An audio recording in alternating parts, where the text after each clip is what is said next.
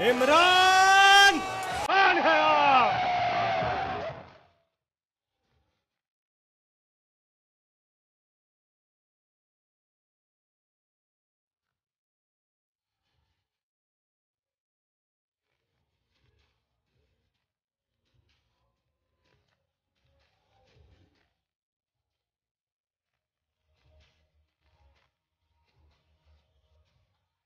बिस्मिल्लाहिर्रहमानिर्रहीम, बिस्मिल्लाहिर्रहमानिर्रहीम। इय्याका नअबुदु व इय्याका नस्तईन। सबसे पहले मेरे भिंबर के शहरियों, अजीम कश्मीरियों,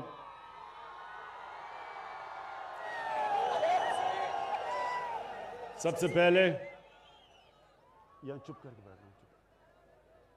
मैं आप सबको ताकीद करूंगा कि ये मास्क, आप इतने करीब करीब खड़े हैं, आपको अंदाजा नहीं कि अभी भी कोरोना पाकिस्तान में खत्म नहीं हुई। तो मुझे आप सबकी फिक्र है।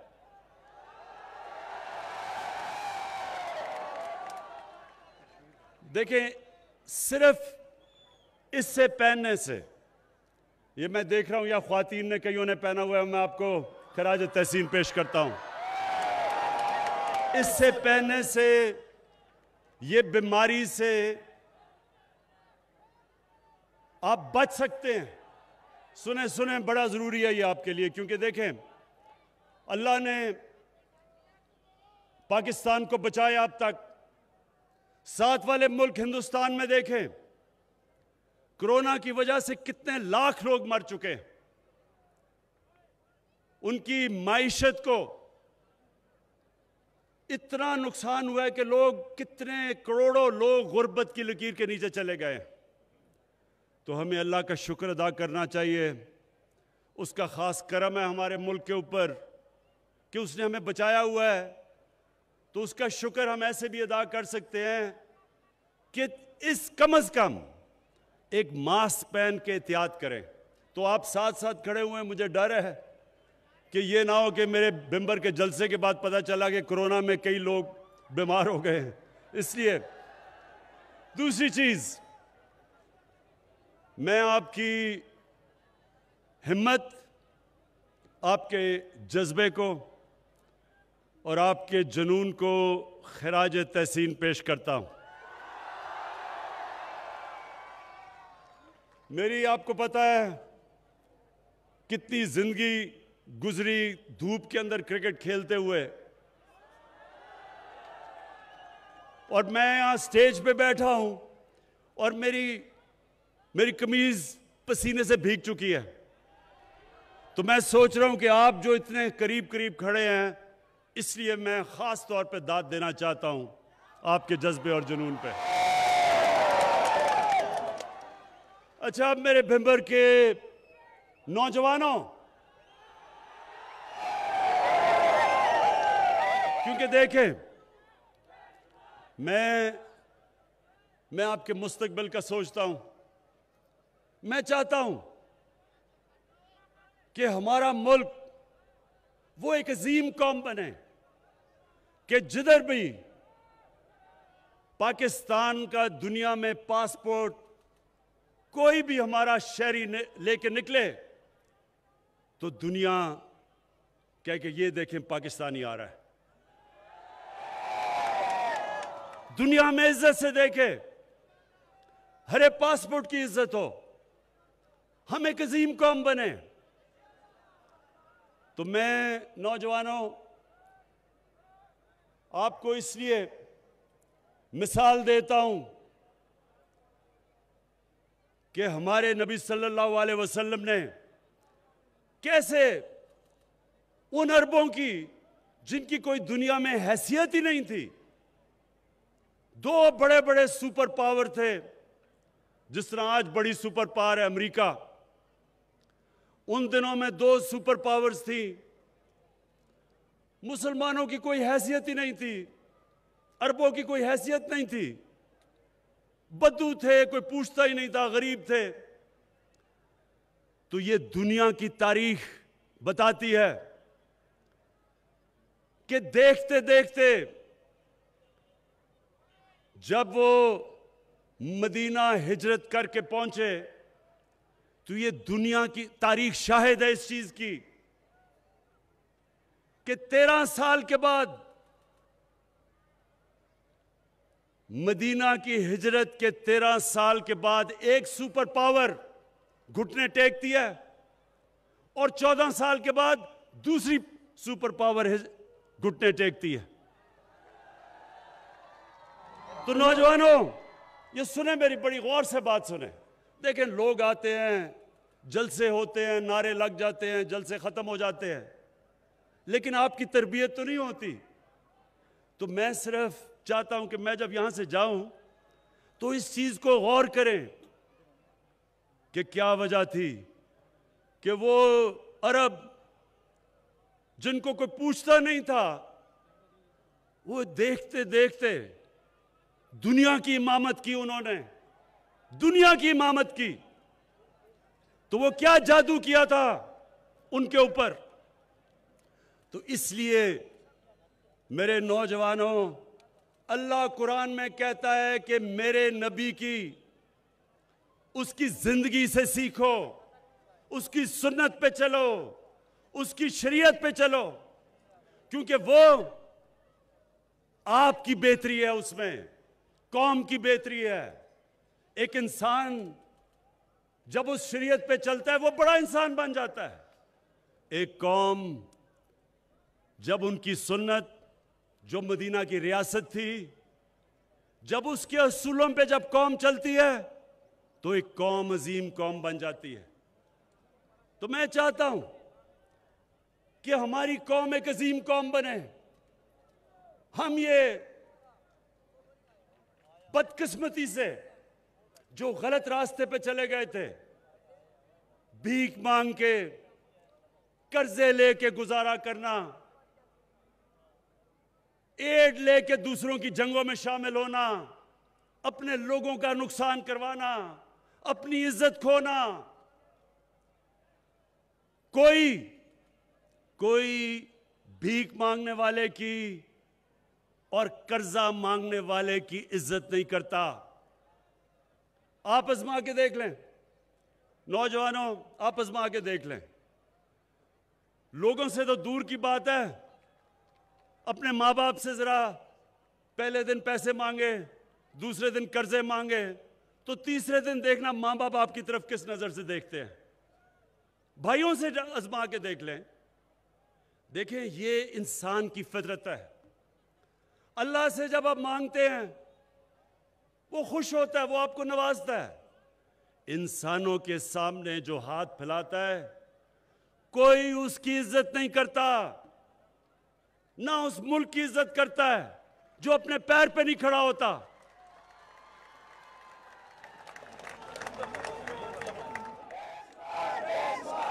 और दूसरी चीज नौजवानों, हमारे नबी सल्लल्लाहु अलैहि वसल्लम को क्या खिताब दिया गया था? सादिक और अमीन, सच्चा और इंसाफ करने वाला। उनके दुश्मन भी ये मानते थे कि ये सादिक और अमीन है। दुनिया इज्जत करती है जो सच्चा आदमी होता है और जो इंसाफ करता है। हमारे जो एक लीडर को मैं मानता हूं, पाकिस्तान के एक लीडर को, और जब तक पाकिस्तान है और इंशाल्लाह हमेशा रहेगा, सब उस लीडर को मानेंगे। उसका नाम था कायदे आजम मोहम्मद अली जिन्ना। और कायदे आजम के जो मुखालिफ भी थे, कांग्रेस के जो उसके मुखालिफ थे, किताबें पढ़ के देख लें आज भी, वो भी कायदे आजम को सच्चा और इंसाफ करने वाला इंसाफ मानते थे, इज्जत करते थे। उनकी मुखालिफ थे, इज्जत करते थे। तो मेरे पाकिस्तानियों, मेरे कश्मीर के नौजवानों, हमने एक अजीम कौम बनना है। हमने अपने आप को भी बदलना है, हमने अपने मुल्क को भी बदलना है। हमने अपने आप को कैसे बदलना है? हमने भी सच बोलना है, हमने ईमानदार होना है। हमारा और आपको मैं आज ये भी आजमा लें, आप अपने इलाके में देख लें किसकी इज्जत है, गांव में देख लें, भिंबर में देख लें, गांव शहर उस इंसान की इज्जत करता है जो सारा गांव समझता है जी ये बड़ा सच्चा आदमी और इंसाफ करने वाला है। लोग इंसाफ करवाने के लिए उसके पास जाते हैं।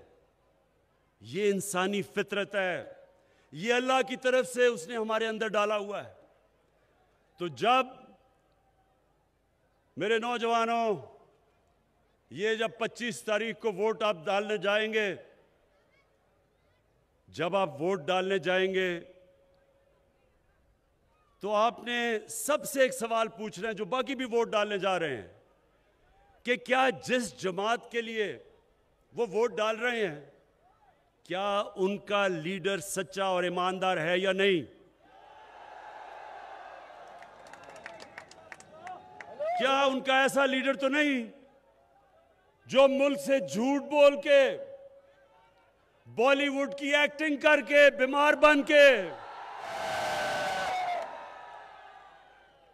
ऐसी उसने एक्टिंग की नौजवानों, ख्वातीन, उसने ऐसी एक्टिंग की कि हमारी कैबिनेट के अंदर जो औरतें थी वो रोना शुरू कर दिया उसकी शक्ल देख के। खौफ आ गया कि जी पता नहीं ये जहाज की सीढ़ियां भी चढ़ जाएगा या नहीं। जैसे ही लंदन की हवा लगी, एक इधर से एक नवाज शरीफ गया था, उधर जाके दूसरा नवाज शरीफ नजर आ गया। बीमारी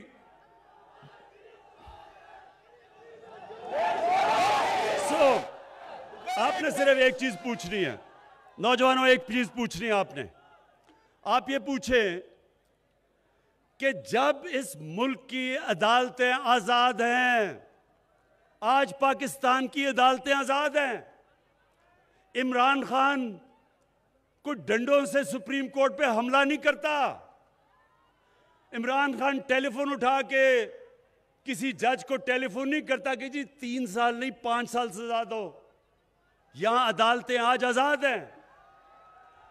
लाहौर हाई कोर्ट तहरीक इंसाफ नहीं कंट्रोल करती, आजाद है।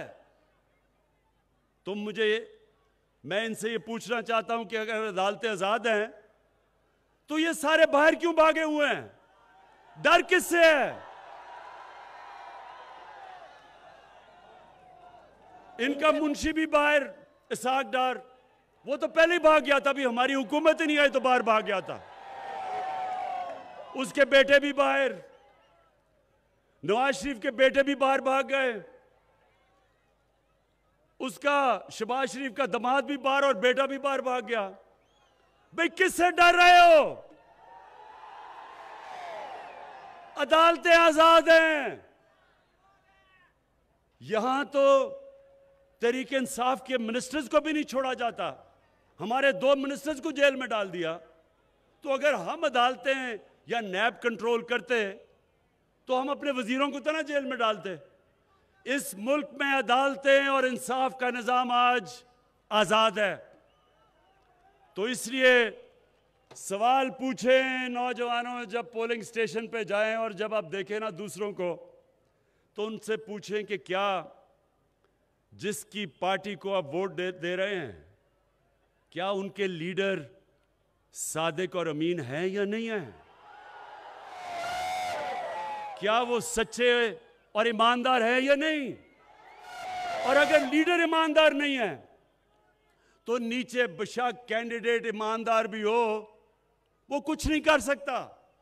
लेकिन अगर आपका लीडर ईमानदार है और कैंडिडेट 2 नंबर भी है, वो डरेगा कुछ करते हुए। उसे पता है कि वो ऊपर वाला पकड़ लेगा। अगर वो खुद पैसे नहीं बना रहा तो वो और किसी को भी नहीं पैसे बनाने देगा। और ये सबसे बड़ा मसला है नौजवानों, ये मसला सिर्फ पाकिस्तान का नहीं, दुनिया में आप सब आजकल आपके पास मोबाइल फ़ोन है, मोबाइल फ़ोन पे गूगल करें, दुनिया के गरीब तरीन मुल्कों को गूगल करें, वो कौन कौन है, आपके सामने वो मुल्कों के नाम आ जाएंगे। मैं आज आपको लिख के देता हूं कि एक एक मुल्क जो गरीब है उसके ऊपर भी नवाज शरीफ और आसिफ जरदारी बैठे हुए हैं। यानी वहां भी उनके लीडर उनका मुल्क का पैसा चुरा के मुल्क से बाहर लेके जा रहे हैं। हर मुल्क, अफ्रीका में देख लें, मैं आपको चैलेंज करता हूं कि एक आपको मुल्क नहीं मिलेगा जिनके लीडर ईमानदार हों, जिधर कानून की हुक्मरानी हो, जिधर रूल ऑफ लॉ हो, जिधर इंसाफ हो और जिधर गुर्बत हो। एक मुल्क आपको नहीं मिलेगा। जिधर आपको गुर्बत मिलेगी वहां आपको ताकत की हुक्मरानी मिलेगी, कानून की नहीं, ताकत की। वहां आपको करप्ट लीडर मिलेंगे, करप्ट प्राइम मिनिस्टर मिलेगा, करप्ट वजीर मिलेंगे, करप्ट मेंबर ऑफ पार्लियामेंट मिलेंगे, और इसलिए गुर्बत होती है। इसलिए हजरत अली का कौल था कि कुफर का निजाम चल जाएगा लेकिन जुल्म का निजाम नहीं चल सकता। और इसलिए दुनिया के सबसे अजीम लीडर ने कहा था, हमारे नबी सल्लल्लाहु अलैहि वसल्लम ने कहा था कि अगर मेरी बेटी भी जुर्म करेगी तो उसको सजा होगी, कोई कानून से ऊपर नहीं है। और फिर उन्होंने कहा कितनी कौमें तबाह हुई जहां कमजोर के लिए एक कानून और ताकतवर के लिए दूसरा कानून। कमजोर जेलों में जाए और ताकतवर एनआरओ ले ले और बाहर जाके बैठ जाए और अपने पोते का पोलो मैच देखे। पूछें कि पोता जो पोलो मैच खेल रहा है बर्तानिया में, मेरे से पूछे आपके कश्मीर के कितने लोग बाहर रहते हैं? मैं कितने आपके कश्मीरी आपके रिश्तेदार लंदनों में मिला हूं, लंदन में, मैनचेस्टर में। कभी उनसे पूछें कि किस तरह का वहां इंसान पोलो खेल सकता है, तो वो आपको बताएंगे कि ये बादशाहों की खेल है, ये आम आदमी नहीं खेल सकता। वहां घोड़ा रखना, पोलो खेलना बड़ा पैसा चाहिए। तो ये बताएं कि पोता जी को पास पैसा इधर से किधर से आया? ये आपका पैसा है, ये यहां से बाहर गया है। इसलिए कौम, नौजवानों, एक कौम तब खड़ी होती है जो हक और सच पे जिसकी इखलाकियात होती है, जो अच्छे और बुरे में तमीज करती है। मौलाना रूमी से किसी ने पूछा कि मौलाना साहब एक कौम कैसे मरती है? पूछा, मौलाना साहब इंसानों को तो हमें पता है कैसे तबाह होती है, कौम कैसे मरती है? तो मौलाना रूमी ने दो दरख्तों का मिसाल दी, एक बड़ा खूबसूरत दरख्त और खुशबूदार और दूसरा बदसूरत। उन्होंने कहा जब कौम इन दो दरख्तों के अंदर फर्क करना खत्म करती है वो मर जाती है। यानी कि जब वो अच्छे और बुरे की, सच और झूठ की, जब वो फर्क नहीं करती, वो इखलाकी तौर पे पहले मरती है, फिर माशी तौर पे मरती है। तो नौजवानों, हमने बनना एक अजीम कौम, उस रास्ते पे हम निकल चुके हैं। जहाद है हमारी जुल्म के निज़ाम के खिलाफ, कानून की हुक्मरानी के लिए हम जंग लड़ रहे हैं। जो पुराना निज़ाम है, जो पुराने निज़ाम को माफिया बचाने की कोशिश कर रहे हैं, उनसे हम हर रोज़ जंग लड़ते हैं। और आप सब जानते हैं कि अगर एक चीज़ आपके कप्तान को करनी आती है वो मुकाबला करना आता है। इंशाअल्लाह आपकी हमायत से इंशाअल्लाह इन माफियों को मैं शिकस्त दे के दिखाऊंगा और ये एक नया पाकिस्तान हम ला के दिखाएंगे, एक अजीम कौम बन के दिखाएंगे। और कश्मीर मैंने बड़ी दुआ की अल्लाह से। जब 5 अगस्त हुआ तो मुझे पता था कि बड़ा जुल्म करेंगे वो कश्मीर के लोगों के ऊपर, और मुझे खौफ था। मैंने कहा इतनी देर कश्मीर के नौजवानों ने इतनी कुर्बानियां दी हैं, उनके ऊपर हर किस्म का जुल्म किया, पैलेट गन्स इस्तेमाल की, आंखों में उनकी ज़ाया की, उसके बावजूद उनकी हिम्मत नहीं गई। तो मुझे खौफ था कि 5 अगस्त को जो ये नरेंद्र मोदी ने किया है, मुझे डर था कि बेचारे हिम्मत ना हार जाएं। लेकिन आज मैं बड़े फख्र से कहता हूं, बल्कि कश्मीर के लोगों को नहीं, सारे पाकिस्तान के लोगों को नहीं, सारी मुसलमान की दुनिया, उनको देख के हम फख्र करते हैं कि जिस दिलेरी से और जिस जज्बे से उन्होंने नरेंद्र मोदी के जुल्म का मुकाबला किया है।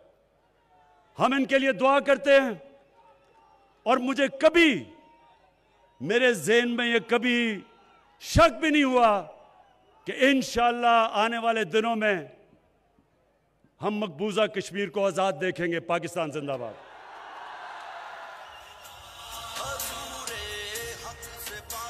आज़ाद कश्मीर भिंबर में अवामी इज्तिमा से खिताब कर रहे थे वज़ीर आज़म पाकिस्तान इमरान खान। उन्होंने कहा कि हमने एक अजीम कौम बनना है, अपने मुल्क को अजीम मुल्क बनाना है, और इसके लिए बहुत ज़्यादा ज़रूरी है कि वो माफियाज जो पुराने निज़ाम को बचाना चाहते हैं, हम उनसे लड़ें, उनका मुकाबला करें, और ये मुकाबला जीतने के लिए उन्हें आवाम की हिमायत दरकार है।